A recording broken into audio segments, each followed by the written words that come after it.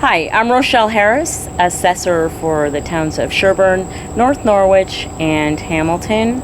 I am also an executive board member for the New York State Assessors Association, and this is Rob Bick, Town of Clay assessor, and I'll let you tell them a little more about yourself.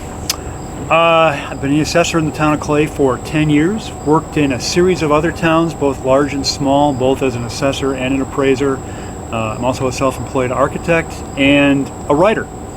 And one of the topics I choose to write on quite consistently is New York State property tax and the benefits and detriments of our system. And I am the chair of the Public Relations Committee, and Rob is a member of the committee. And this is part of our PR to try and get the word about the job of the assessor out to you. So I'm just going to ask Rob some questions that have been asked of probably every assessor at some point in New York State. And we're just going to have a little fun format, a little fun. We got our shades on. It's beautiful here in upstate New York right now. So the first question I'm going to ask you, do you as an assessor raise taxes? It's a question we get all the time, and in theory, if I raise your assessment, your taxes will most likely go up. But taxes are a budgeting process. School boards are elected, school superintendents are paid big dollars, school business managers are paid big dollars, county legislatures are elected and paid, county executives, county CFOs are also paid, and town boards are elected. Their budget managers or their comptrollers are paid to enact tax rates and expenditures that determine how much tax you're actually going to pay. The assessment is merely the common denominator. Your assessment can stay the same for 20 years. Your taxes will probably at least triple in that time.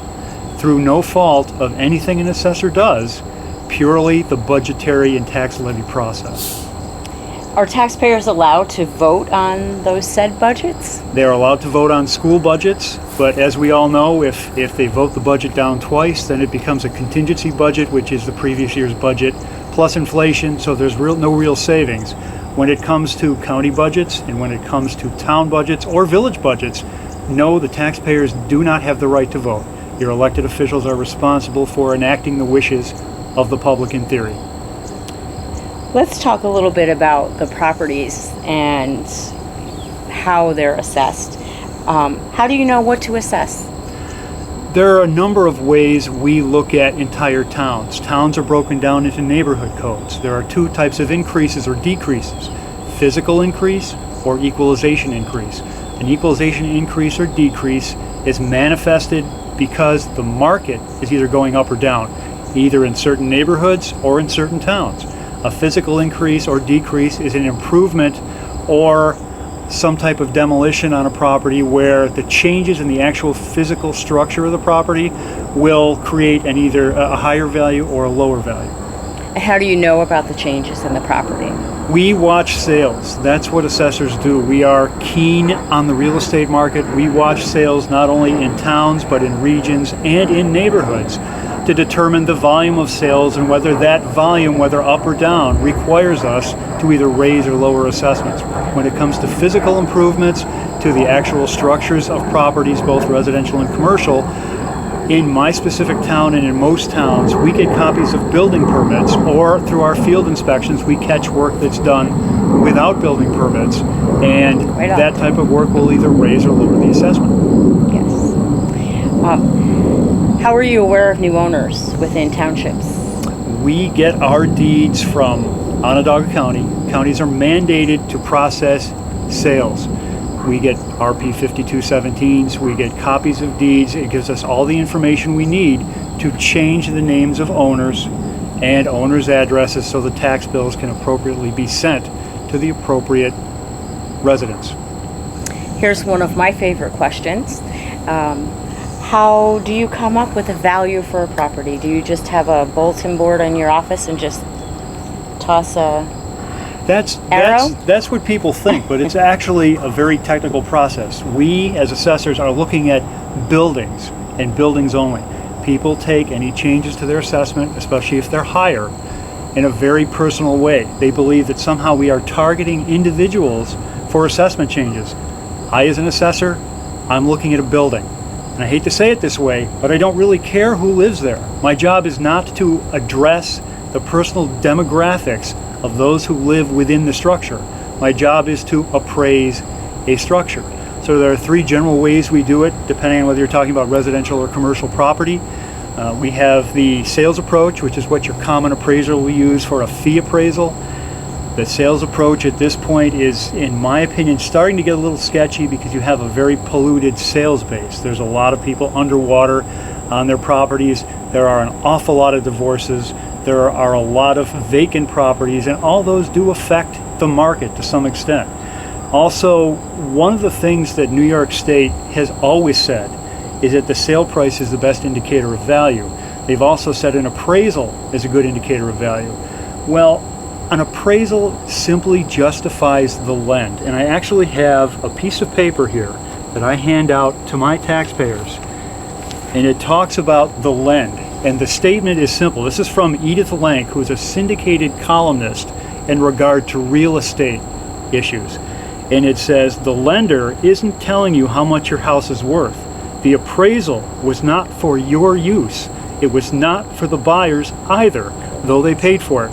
The appraiser's client was the lender, and the appraisal was intended to help the mortgage underwriter decide how much it would be safe to lend on the property. An appraisal is for a lend. In the New York State Department of Taxation and Finance literature, they talk about the appraisal being a good indicator of value. Ladies and gentlemen, that is not the case. It is to justify a lend to whomever is holding or giving that mortgage. That's the beginning, the middle, and the end of the value of an appraisal. And that's a very thorough explanation, and we're certainly asked that as assessors all the time. Right now we're in the heat of school tax collection, and a big item is the STAR exemption. Could you just explain the STAR exemption for those who may not know what it is? The STAR exemption stands for School Tax Assessment Relief. And as opposed to realigning property tax structure in New York State so it's more affordable and fair to everyone, the state has a tendency to throw out what I define as Band-Aids on the high tax process. The STAR exemption is the most legendary Band-Aid. If you live in the house and you reside there, then you get a STAR exemption. If you're over 65 and your income level is below a certain amount, then you receive what's called an enhanced STAR exemption.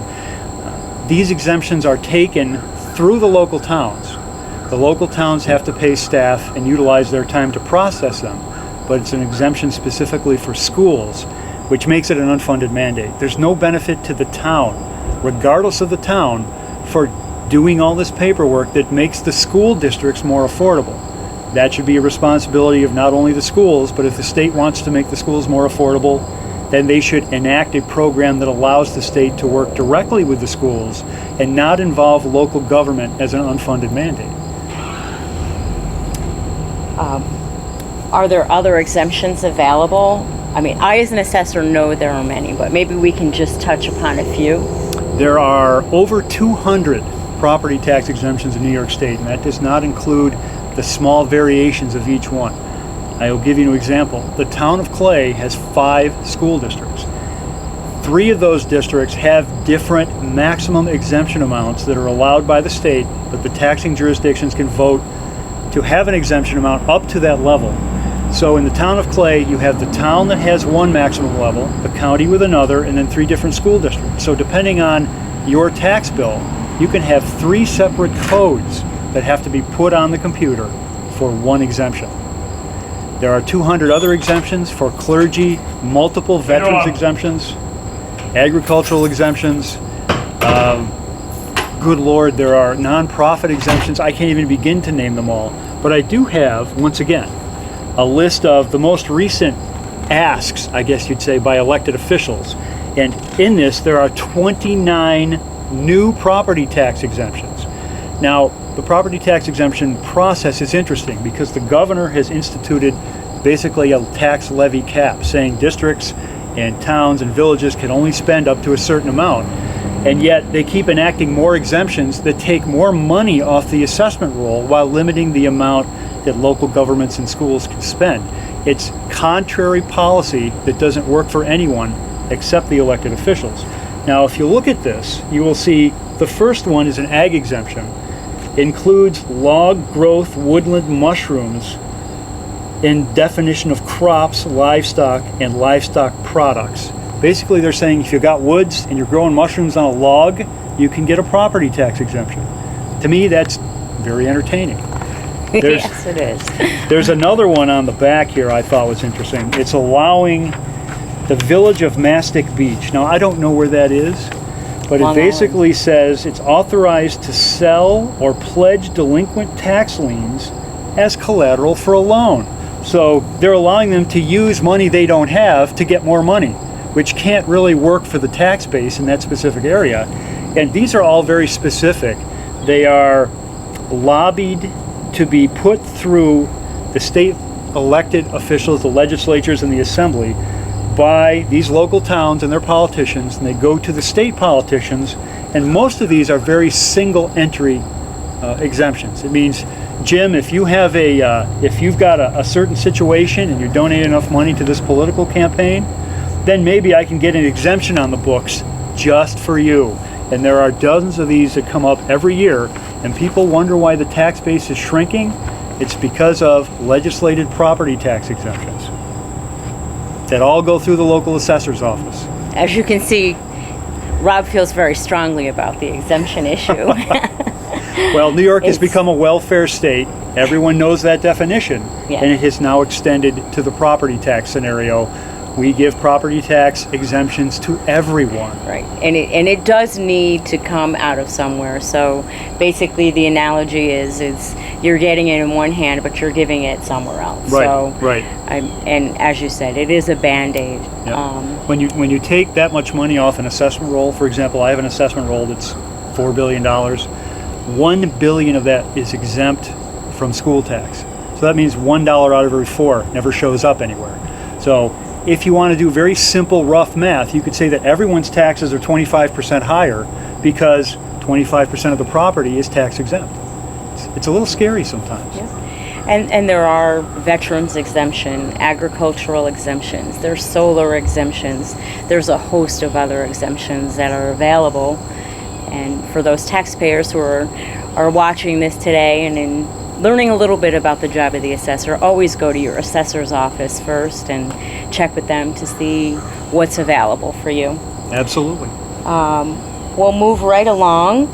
Another question that I've heard throughout the state, not just in towns I work with, do you have to go to school to be an assessor? What are the qualifications? How do you get to be an assessor? Do you wake up in the morning when you're 12 like I did and say, I think I want to be an assessor when I grow up? I really didn't, but it's, how would you like to explain that? That's it. There are specific qualifications outlined by New York State, and they do change those qualifications on a regular basis. They upgrade them and update them.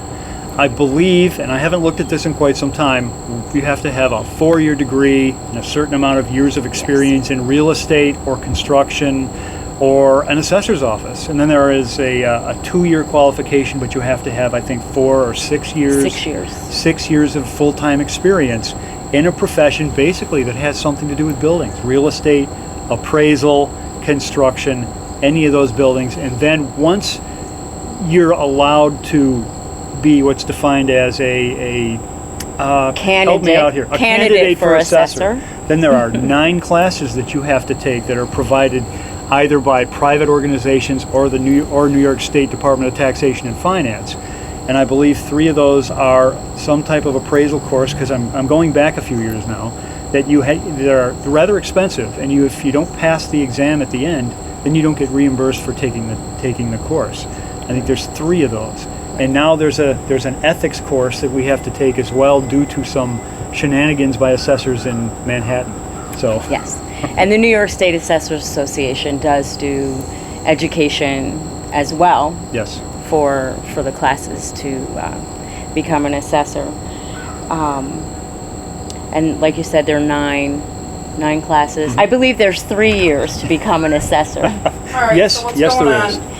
Who governs you as an assessor? Who tells you what to do? Who's your boss?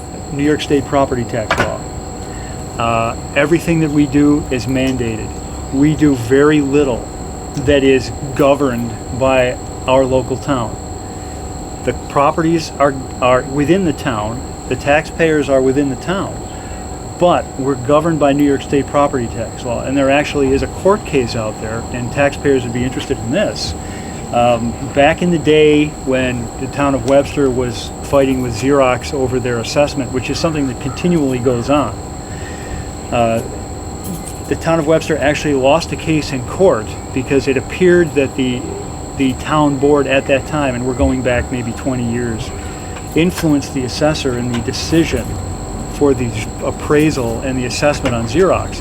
That's not allowed by law. If any one of you goes to a politician and says, you got to do something about my assessment, if they're astute, they're going to say, I can't do that. I can't talk to the assessor about your value. It's against the law, because there is casework that shows that is true.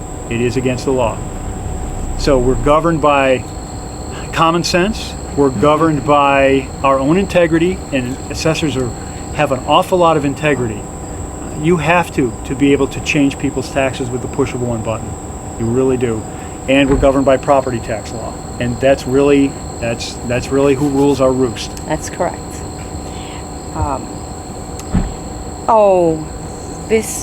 There was a wonderful interview that was done in Albany area, and evidently it is believed by some that when an assessor raises an assessment, that they're actually pocketing those extra tax dollars. Do assessors benefit from increased assessments? If you consider having taxpayers chase you around in the grocery store complaining about their taxes, I don't think there's any benefit for us personally at all. Generally speaking, when it comes to things like revaluations, the town board your elected officials enter into a contract with New York State. Once that happens, then New York State basically is saying, this is what you have to do in order to gain that nebulous 100% of market value equalization rate. And from an assessor's standpoint, in most cases, it's an absolute nightmare on a personal level to try to do a revaluation, because, going back to one of our initial conversations, people take their assessments very personally. We are looking at buildings, not at people. There's a little bit of a miscommunication and a disconnect in regard to that process. There is, and that's very true. And for an assessor as myself, who has done a project within the town that I actually live in, it's very difficult. You don't gain many friends, and in the process lose those. Well, it's very interesting. My dad was a banker, and always taught us some level of fiscal responsibility. Speaking of revaluations, were we speaking of that? We were. I had no idea. Is that a political decision made by your town boards, or is that something that you choose to do as the assessor? Well, I will tell you, when you work for people that sign your paycheck, you do what they ask. If they want a revaluation, then you do it. If they don't want a revaluation, you say fine. I work at your leisure or at your pleasure, and if you don't want a revaluation, then that's 100% fine. So it is ultimately the town board or your city board. Yes. Their decision. Assessors are generally buried under property tax exemptions, and valuation that we do is becoming more and more of an on-your-own-time project because of the volume and cumbersome nature of property tax exemptions. And that's very true. A good portion of our days are spent administering exemptions, preparing exemptions. We don't have a lot of time anymore to really do our job, which is the evaluation of property. Well, I think that's all we have for today. Okay. That was the job of the Assessor 101. Took about 15-20 minutes of your time. We hope you learned a little bit. If you have questions or are so inclined to try and contact myself or Rob, you can go to the New York State Assessors Association website, and our email addresses are right on there. Thank you very much for spending the time with us today. Thank you.